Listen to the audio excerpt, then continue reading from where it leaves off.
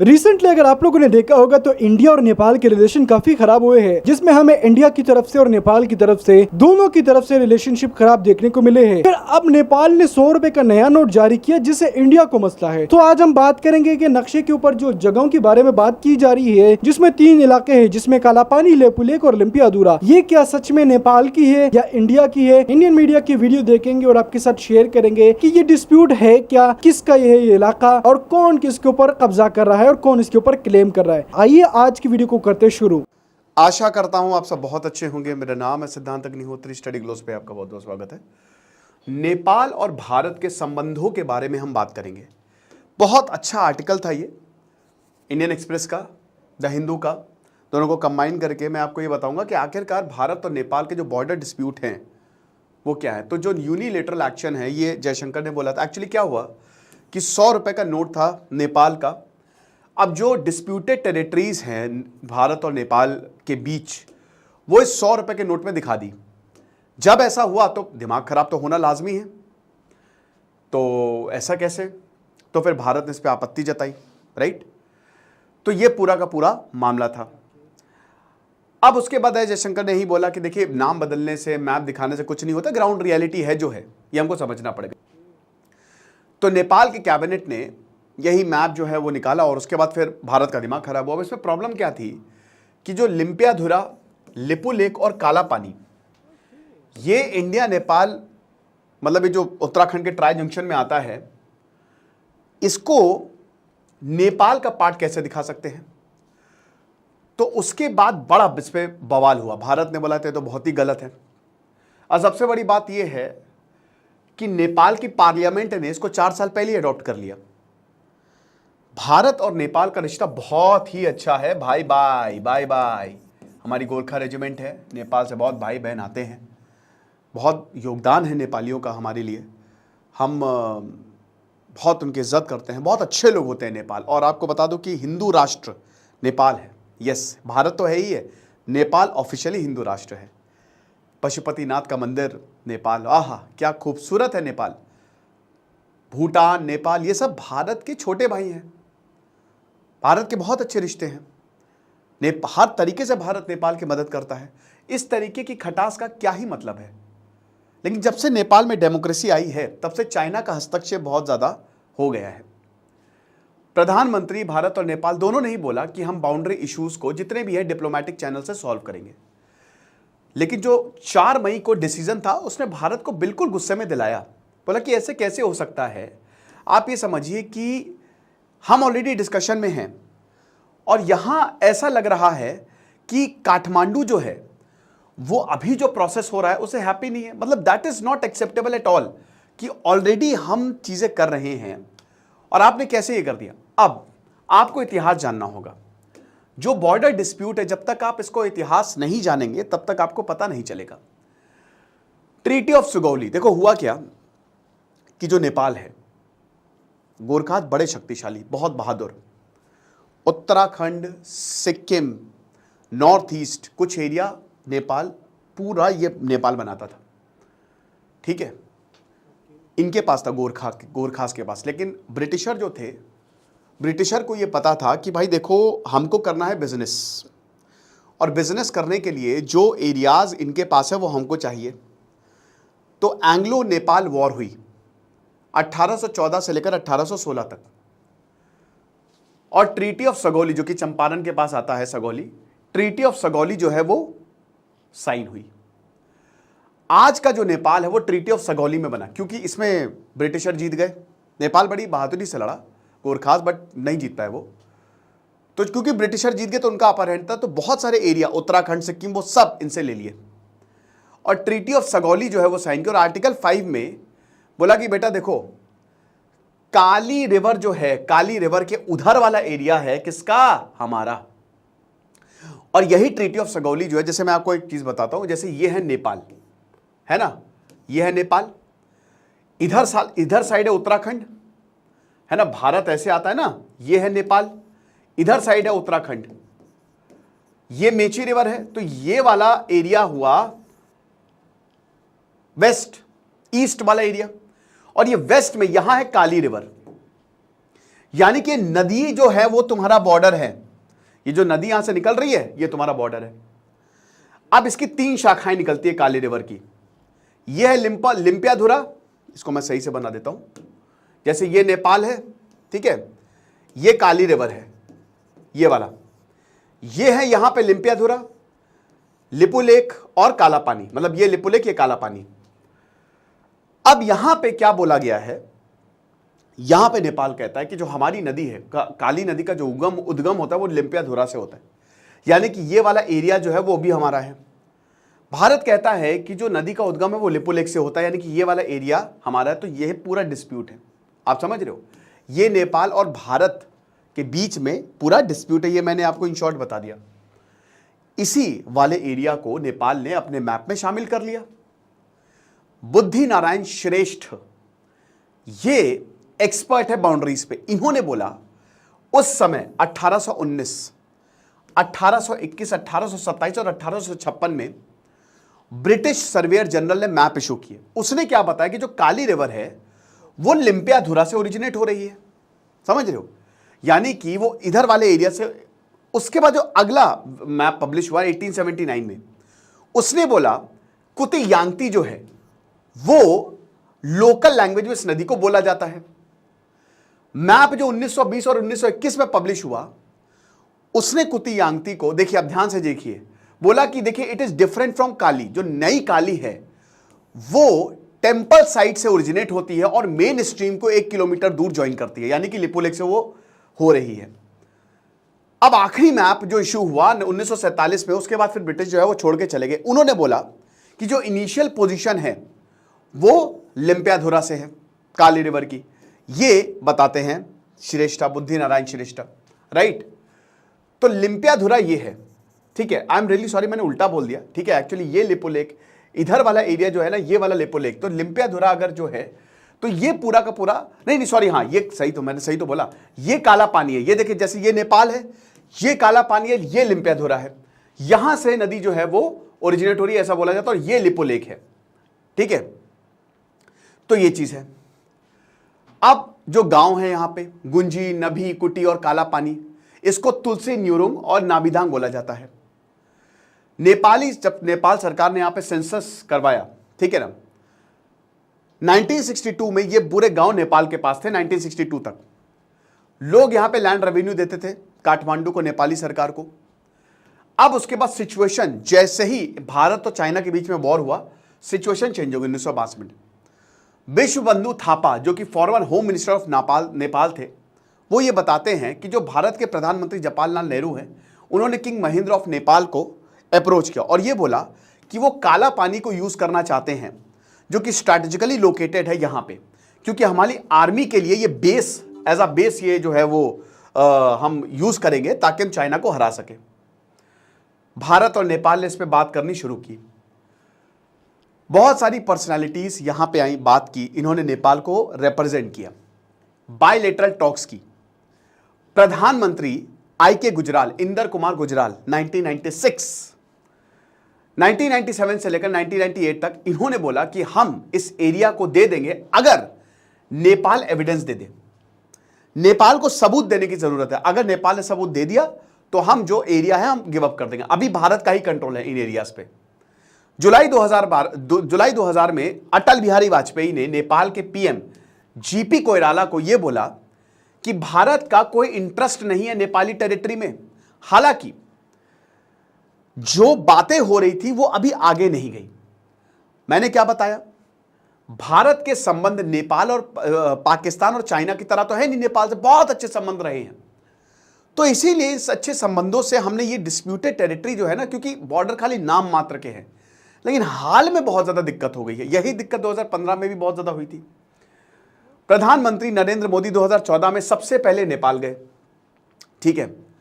अब उसमें यह था कि भाई ये बहुत समय से ये प्रॉब्लम जो है वो चल रही है, अब मोदी जी आए हैं तो इसका समाधान निकालेंगे। उसके बाद ये और सुशील प्रसाद कोइराला, नेपाल के उस समय प्रधानमंत्री, उन्होंने बोला कि एक काम करते हैं, लड़ाई माफ करो, एक बाउंड्री वर्किंग ग्रुप बना देते हैं, सबसे बेस्ट। अब ये बाउंड्री वर्किंग ग्रुप करता क्या है, रिकॉर्ड्स खंगालेगा, एविडेंस देगा, इधर भारत के भी लोग होंगे, भारत के रिप्रेजेंटेटिव होंगे, नेपाल के रिप्रेजेंटेटिव होंगे और एक म्यूचुअल एग्रीमेंट की तरफ हम बढ़ेंगे। सेटलमेंट जो है वो हम करवाएंगे बॉर्डर पे, ठीक है ना, स्पेशली कालापानी और शुष्टा, जो कि 145 स्क्वायर किलोमीटर का एरिया है जो कि भारत में इस समय आता है, ठीक है। अब देखिए नदियां जो है वो अपना कोर्स चेंज करती रहती है। अब हुआ क्या कि जो नदी ने अपना कोर्स, क्योंकि देखिए प्रॉब्लम ये है, मैं मेरा पर्सनल अगर आप ओपिनियन लें तो मैं ये जो ज्योग्राफिक पॉइंट्स है ना, इनको कभी भी मैप नहीं बनाना चाहिए। आप लाइन खींच दो, बाउंड्री खींच दो। नदियों को अगर आप बाउंड्री बना रहे तो नदी तो अपना कोर्स चेंज कर लेंगी। जो नदी पहले बहती थी, आज थोड़ी ना तो बाउंड्री मान लीजिए। अब जैसे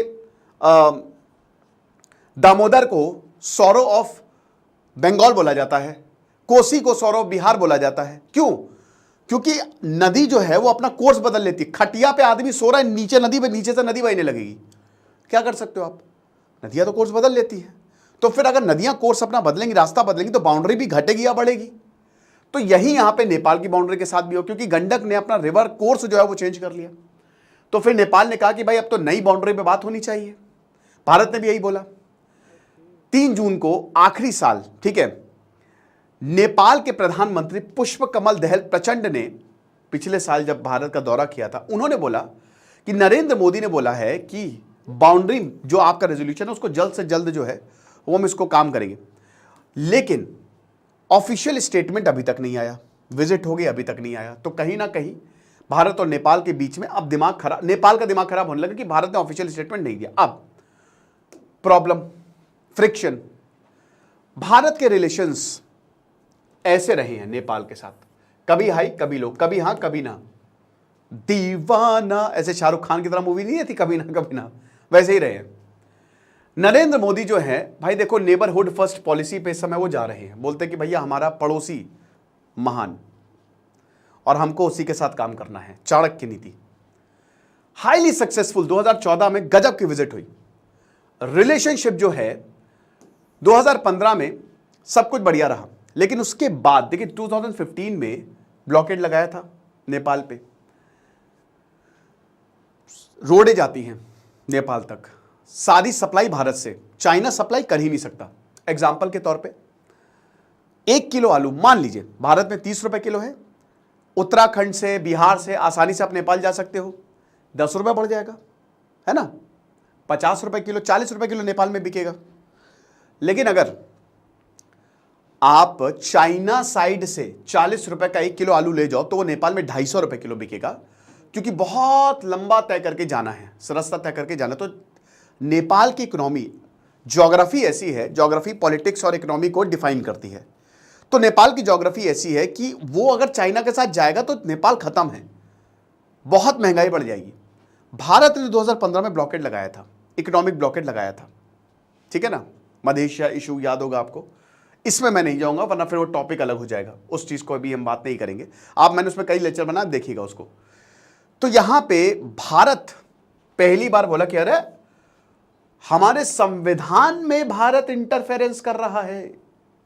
नेपाल ने बोला कि हमारे संविधान को भारत जो है वो बदलना चाह रहा है, अनऑफिशियल ब्लॉकेड लगाया है।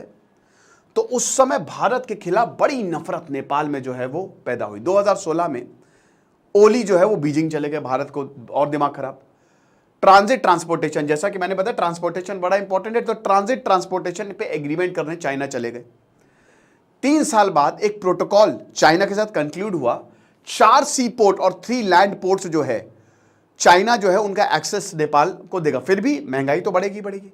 फरवरी 2018 में जो ओली, केपी ओली, कम्युनिस्ट पार्टी के चेयरमैन, वो प्रधानमंत्री के रूप में वापस आए और नया संविधान, देखिए नेपाल में कई बार संविधान बदला जा चुका, बहुत बार, जब से इनकी डेमोक्रेसी आई 2007 के बाद से। 2020 में इन्होंने बोला कि नेपाल का जो नया मैप है उसमें 372 स्क्वायर किलोमीटर का उत्तराखंड हमारा है और हम वापस लेके आएंगे। अब आप एक बात बताइए, मॉडर्न समय में अगर आपको कोई एरिया वापस लेना है तो 2 तरीके हैं। एक तो जो देश के पास वो एरिया वो ऐसे ही आपको गिफ्ट के तौर पे दे दो, दूसरा आप लड़के ले लो। नेपाल लड़ेगा हमसे, भाई भाई में झगड़ा होगा, वैसे भी ऐसा हो नहीं सकता, कोई एरिया वापस नहीं आएगा।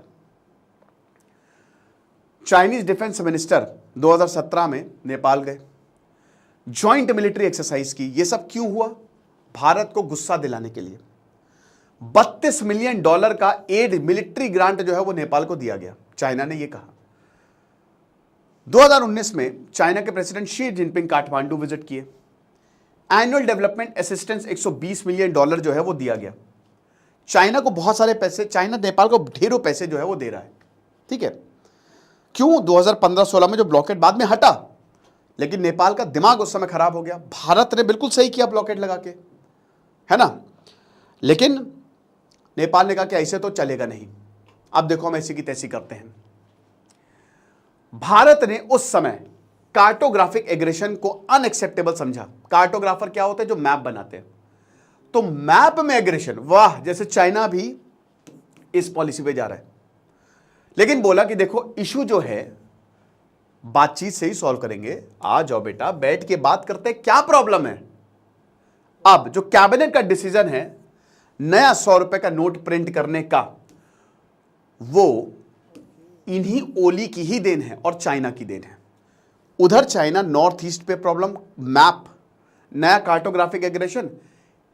अब टाइमिंग देखिए, इधर नेपाल ने दिखा दिया कि भैया देखो ये मैप में हम, एस जयशंकर ने बोला है, सबने, राजनाथ सिंह ने बोला है कि भाई नाम चेंज करने से कुछ नहीं होगा, लेकिन फिर भी दोस्तों ये डेंजरस है ना। इससे ये पता लगता है कि देश के रिश्ते कैसे हैं। अब जो केपी ओली का, क्योंकि अभी तो कोलिशन सरकार है, वहां पे मैनिफेस्टो है, उन्होंने बोला कि ये सारे के सारे एरिया नेपाल में वापस आएंगे। ठीक है ना, बॉर्डर एनरोचमेंट वाला जो इशू है ये हम वापस लेंगे चाहे जो भी हो जाए, ये सारी बातें बोली है। अब देखिए 2020 से 2024 काफी डिफरेंस है। जो 4 साल पहले हालात थे, क्योंकि उस समय पार्लियामेंट में नया मैप एडॉप्ट किया था बट कंसेंसस नहीं था। सबसे बड़ी बात है, नेपाल में बहुत सारी पार्टीज है but there was no consensus. एक ने बोला दूसरा नहीं मानेगा, लेकिन अभी ध्यान दीजिएगा दोस्तों, कंसेंसस से ये एडॉप्ट हुआ है। जो यूएमएल और प्रचंड की सीपीएन माओइस्ट है, इन्होंने बोला कि क्या दिक्कत, नेपाली कांग्रेस हम साथ हैं, इस बार हम साथ में तुम्हारे साथ आएंगे। डेंजरस। इकोनॉमिक एडवाइजर जो प्रेसिडेंट रामचंद्र पौडल के हैं, चिरंजीवी नेपाल, वो और फॉर्मर गवर्नर रहे हैं, उन्होंने बोला कि ये बहुत ही खराब डिसीजन है। आप भारत के साथ इस तरीके का व्यवहार करोगे, उस भारत के साथ जिसने आपने इतनी मदद की, ये बहुत ही अनवाइज है। विजडम, बुद्धि भ्रष्ट हो गई है तुम्हारी। ये नेपाल के इकोनॉमिक एडवाइजर प्रेसिडेंट की बोल रहे हैं, और ये हाईली प्रोवोकेटिव है। जो आम नेपाली है वो इस व्यू को शेयर कर रहे हैं और बोल रहे हैं कि भाई बात करो, तुम पराये के चक्कर में अपनों से दूर हो रहे हो, तुमको पता है इसका मतलब। सरकार जो है वो बोलती है कि ना ना ना ना, हम चाइना से रोड बनाएंगे ना, क्या ही दिक्कत है, ब्लॉकेड है बट हम चाइना से रोड बनाएंगे, प्रॉब्लम थोड़ी ना है। नेपाल में 1960s में ही अपने चाइना के साथ अपने बॉर्डर इश्यूज जो है वो सॉल्व कर लिए थे। पहली बात तो चाइना के साथ बॉर्डर लगता ही नहीं था, तिब्बत के साथ लगता था, तो चाइना ने तिब्बत को कब्जे में लिया। नेपाल को डर था कि कहीं ऐसा ना हो कि आगे तक आ जाए, तो फिर नेपाल ने इसको सॉल्व किया। ठीक है ना, ताकि फ्यूचर कॉम्प्लिकेशंस जो है वो ना हो। अब एग्रीमेंट जो है भारत के साथ तो अभी तक रिजॉल्व हुए नहीं है, एक टाइम फ्रेम जो है वो दिया जाता रहा है, लेकिन दिक्कतें हैं। तो दोस्तों ये इतना आसान नहीं होने वाला है जितना आपको कागजों पे लग रहा है। हम यही चाहेंगे कि नेपाल और भारत के रिलेशंस अच्छे हों। आई होप ये लेक्चर आपको समझ में आया। खुश रहिए, पढ़ते रहिए। दिस इज सिद्धांत अग्निहोत्री साइनिंग ऑफ। हमारी वेबसाइट पे जाएं, कोर्स को अवेल करें अपना अकाउंट बना के। Thank you so much. तो आप लोगों ने वीडियो देख ली होगी, रिसेंटली आप लोगों को पता चल चुका होगा कि ये डिस्प्यूट जो है वो 3 इलाकों के ऊपर है, जिसमें कालापानी, लेपुलेख और लिम्पियादुरा। नेपाल इसके ऊपर क्लेम करता है और नेपाल ने साल 2020 में एक नया नक्शा जारी किया था। नया नक्शा जारी करने के बाद नेपाल ने कहा था कि ये सारी जगह हमारी है, और इंडिया उस वक्त उस जगह में रोड बना रहा था, जिससे नेपाल के लोग काफी गुस्सा हुए। खास करके नेपाल की हुकूमत काफी गुस्सा हुई, जिसमें केपी शर्मा ओली थे और साथ में उनके बड़े बड़े अहदेदारान थे जो कि काफी गुस्सा हुए। उसके बाद साल 2020 में ही नेपाल ने एक नया नक्शा जारी किया और उसमें अपने इलाकों को शामिल किया, जिसके ऊपर नेपाल क्लेम करता है कालापानी, लेपुलेख और लिम्पियादुरा। तो रिसेंटली नेपाल में क्या हुआ है कि नेपाल में 100 रुपए के नोट खत्म हो चुके थे और नेपाल ने चाहा कि नए नोटों को प्रिंट किया जाए। जब नेपाल ने नए नोटों को प्रिंट किया तो उसके ऊपर पुराना नक्शा था। नोट प्रिंट करने के बाद नेपाल ने ये कहा कि भाई हमें ऐसा लग रहा है कि हमें नए नक्शे के बारे में पता ही नहीं है, और बाद में उन्होंने नया नक्शा जारी किया, जिसमें इंडिया नेपाल के बीच में काफी लड़ाई हुई। इंडिया वाले कहते हैं कि इनकी हिम्मत कैसी हुई कि हमारे इलाकों को उन्होंने अपने मैप में शामिल किया। अब इंडिया और नेपाल को अगर हम देखें तो ये दोनों वो मुल्क है जो एक दूसरे के लिए जान भी देते हैं और जान ले भी सकते हैं। रिसेंटली कई सारे न्यूज आउटलेट्स ने ये कहा कि भाई नेपाल ने गलती की है और नेपाल को अपनी गलती माननी चाहिए, जबकि नेपाल की तरफ से मौक़िफ़ ये आया है कि भाई हमने कोई गलती नहीं की, हमारे मुल्क के अंदर ऑफिशियल मैप है, हमने उसी को यूज किया है, हमने किसी जगह को यूज नहीं किया। अब अगर आप नेपाल की इन क्लेम वाली जगहों को देखेंगे जिसमें काला पानी, लेपो लेक और लिम्पियादुरा है, ये सारी वही जगह है जिसके ऊपर नेपाल क्लेम करता है और नेपाल कहता है कि ये जगह हमारी है, हमने किसी से ये जगह नहीं ली और ना ही हम किसी को ये जगह देंगे। नेपाल ने कहा कि भाई हमारे इलाकों के ऊपर अगर कोई कब्जा करेगा तो हम उनकी जान ले भी सकते हैं और उनके लिए जान दे भी सकते हैं। तो इंडिया ये नहीं समझे कि भाई हम उनको कुछ कहेंगे नहीं, हम उनको जवाब भी देंगे। तो आप लोगों ने देखा कि नेपाल और इंडिया के बीच में डिस्प्यूट अगर है तो वो इन 3 इलाकों के ऊपर है जिसमें काला पानी, लेपो लेक और लिम्पियादुरा है।